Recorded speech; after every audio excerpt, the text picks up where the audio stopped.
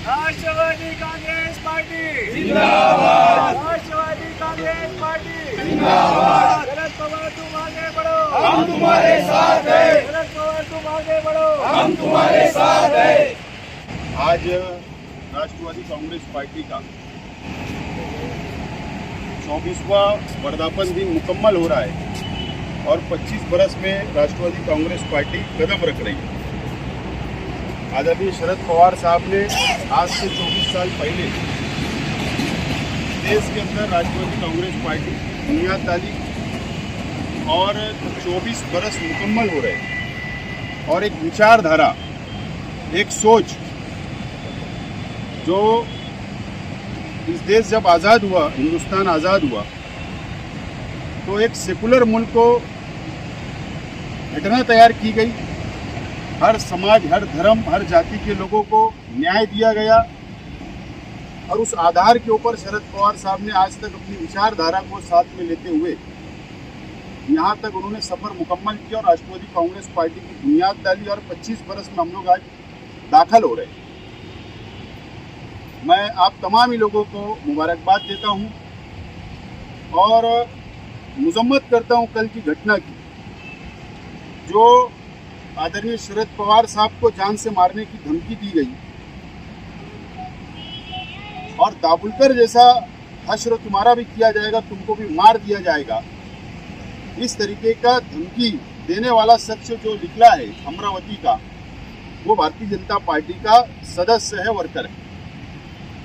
इन्हें एक विचारधारा जो लोग इस देश में अब लेकर चलेंगे, जो सेकुलर बात करेंगे, सब समाज और धर्म को साथ लेकर चलेंगे, ये इस मुल्क की सेकुलर पार्टियां अगर भारतीय जनता पार्टी, आरएसएस और जातिवादी शक्तियों के खिलाफ रहेगी तो उनको जान से मारने की भी धमकी इस देश के अंदर अब दी जा रही है और ये देश देख रहा है। और वापस ये भारतीय जनता पार्टी की सरकार को 2024 में घर बैठाने का काम इस देश की आवाम करने जा रही है। आज मैं आप लोगों से ये अपील करता हूँ कि हम लोगों को भी आदरणीय शरद पवार साहब के विचार, राष्ट्रवादी पार्टी के विचार को लेकर हम लोगों को भी लड़ाई लड़ना है और मुझे उम्मीद है कि जिस तरीके से देश भर के अंदर शरद पवार साहब भारतीय जनता पार्टी के खिलाफ में लड़ते हैं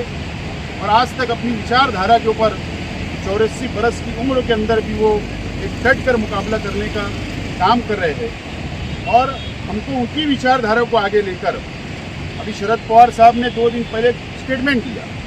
कि इस देश के अंदर मुसलमानों और क्रिश्चियन के साथ जो हो रहा है ये गलत है। ये बहुत बड़ा जो लीडर होता है, जो बहुत धाड़ीमंद लीडर होता है, वही ये बयान दे सकता है। मुसलमानों की हिमायत में, क्रिश्चियनों की, अल्पसंख्यकों की हिमायत के अंदर अगर किसी ने बयान दिया,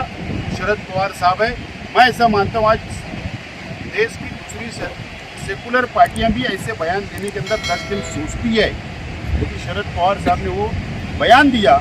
और उसके बाद आप देखो कि शरद पवार साहब को धमकी आ गई। तो हमको एक विचारधारा लेकर चलना है और हमारे शहर के अंदर, हमारे ताल्लुके के अंदर हम लोगों को राष्ट्रवादी कांग्रेस पार्टी को मजबूत करने का काम हम सबको मिलकर करना पड़ेगा। जब जाकर हम लोग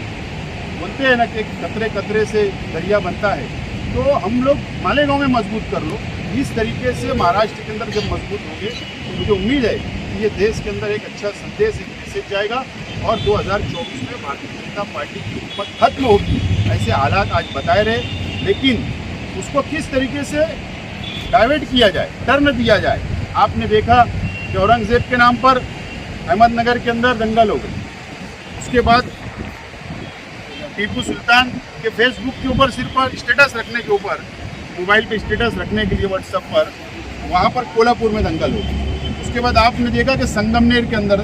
हालात खराब हुए। उसके बाद अभी धुलिया के अंदर 4 दिन पहले हालात और ख़राब हुए। इस तरीके से एक वातावरण बनाने की कोशिश कि जातिवाद का फिर एक मर्तबा यहाँ पर बीज बोकर भारतीय जनता पार्टी सत्ता हासिल करना चाहती है और इसका मुकाबला हम लोगों को करना है और हम लोगों को जज्बात में कोई भी ऐसा कदम नहीं बढ़ाना कि उससे हमारे मुस्लिम समाज हो, अल्पसंख्यक हो, हिंदू भाई हो, दलित भाई हो, आदिवासी हो, कि उनके ऊपर